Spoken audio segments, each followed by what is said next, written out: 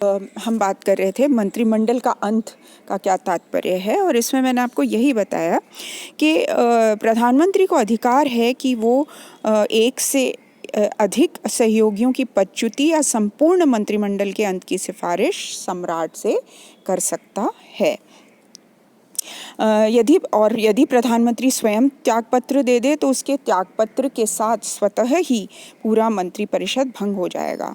यानी मंत्रिमंडल को भंग करना और उसका पुनर्गठन, इसका पूरा अधिकार प्रधानमंत्री को है। जो चौथा कार्य है या शक्ति है प्रधानमंत्री की, वह है शासन पर नियंत्रण। यानी जितने भी विभाग हैं उनमें आपस में समन्वय स्थापित करना और विभिन्न विभागों के मंत्रियों के बीच मध्यस्थता करना और जितने भी आदेश देने हैं, निर्देश देने हैं, वे सारे कार्य करना, परामर्श देना, जितने भी मंत्री हैं विभागों के, यह सारा कार्य प्रधानमंत्री करता है। इसके अलावा राजदूत, न्यायाधीश, विभागीय प्रमुखगण, गवर्नर इत्यादि इनके जो बोर्डों के मुख्य अधिकारी हैं, ये भी प्रधानमंत्री के ही कृपा पात्र होते हैं।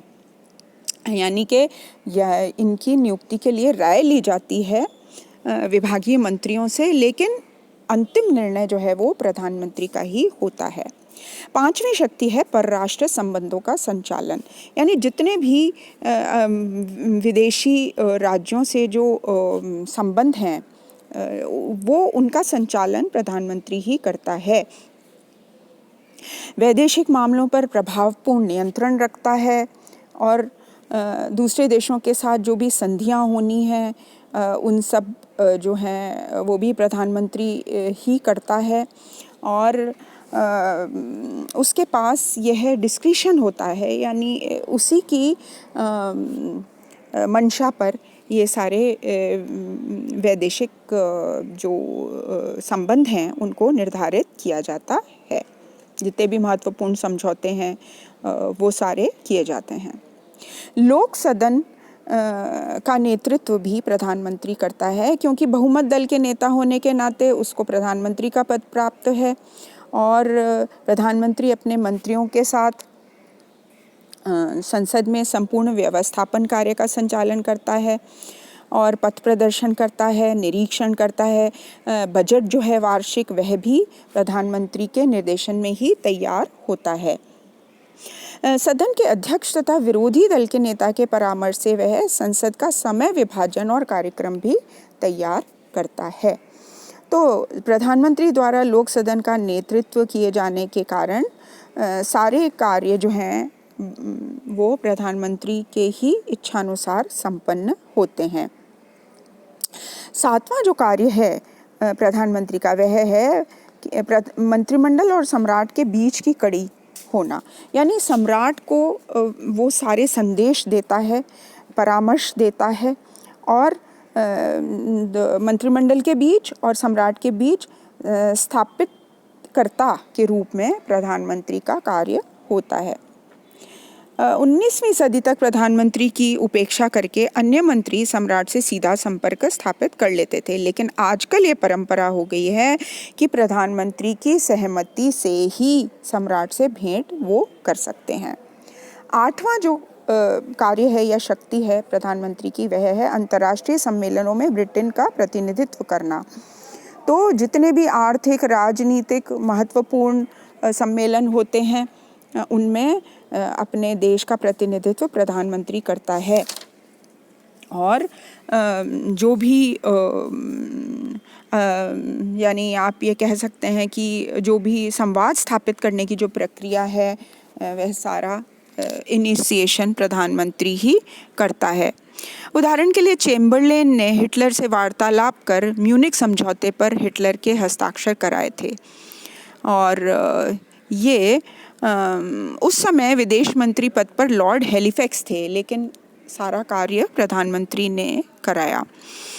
नवीं जो शक्ति है वह है राष्ट्रमंडलीय देशों के साथ संबंध। तो प्रधानमंत्री का यह भी कार्य है कि जितने भी राष्ट्रमंडलीय देशों के संपर्क में है ब्रिटेन, उनसे वो संपर्क बना करके रखता है। और जो 1973 के आरंभ में, जैसे उदाहरण के लिए ब्रिटेन द्वारा यूरोपियन इकोनॉमिक जो समुदाय है उसकी सदस्यता प्राप्त की गई, उसके लिए ब्रिटिश जो प्रधानमंत्री हैं हैरोल्ड विल्सन और एडवर्ड हीथ, उनके द्वारा कई बार राष्ट्रमंडलीय देशों से संपर्क किया गया और उनको आर्थिक सदस्यता प्रदान करने के लिए प्रेरित किया गया ताकि उनके हितों की रक्षा हो सके। तो समय समय पर राष्ट्रमंडल के देशों के सम्मेलन बुलाना और विचार विमर्श करना और उन सम्मेलनों की अध्यक्षता करना, यह सारा कार्य प्रधानमंत्री का ही है। और अंतिम जो शक्ति है प्रधानमंत्री की, वह है सबसे बड़ी शक्ति। प्रधानमंत्री जो है वह राष्ट्र का नायक होता है और प्रधानमंत्री जो है ब्रिटिश राजनीति को सर्वाधिक महत्वपूर्ण बनाता है। और वर्तमान समय में राजनीतिक दलों द्वारा अपनी नीतियों के आधार पर नहीं वरन नेता के व्यक्तित्व के आधार पर चुनाव लड़े जाते हैं और इसीलिए प्रधानमंत्री जो है वो बहुत ही महत्वपूर्ण और पॉपुलर होता है। और इसीलिए सारी जो गतिविधियां हैं वही संचालित करता है, सबसे शक्तिशाली भी होता है। और इसीलिए जेनिंग ने यह कहा है, सामान्य निर्वाचन प्रधानमंत्री का ही निर्वाचन है।